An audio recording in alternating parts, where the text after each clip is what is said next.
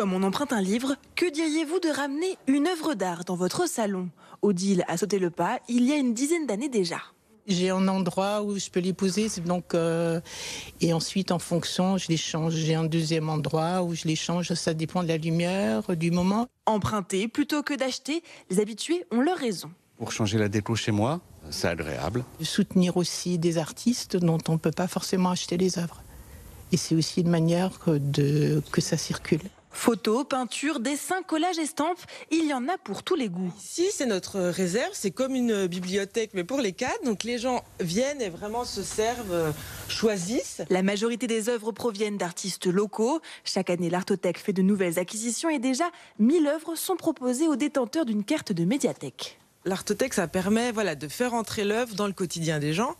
Donc c'est toute une aventure. Il y a des gens qui ont du mal à rendre leurs œuvres des fois et qui demandent aussi les coordonnées des artistes parce qu'ils souhaiteraient acheter une œuvre. Et il y a des gens, à contrario, qui du coup ramènent une œuvre au bout de très peu de jours parce qu'ils ont flashé dessus quand ils sont à l'Artothèque, mais une fois chez eux, ça ne va plus du tout. Il existe une trentaine d'Artothèques en France et seulement une dizaine résident dans une médiathèque. On présente aussi des livres à l'Artothèque en lien avec certaines œuvres. Donc là, ça peut initier le dialogue. On a des personnes qui viennent lire aussi à l'Artothèque. Contrairement à un livre, pour emprunter un tableau, vous devrez présenter l'assurance de votre logement. L'œuvre peut être conservée 2 mois maximum.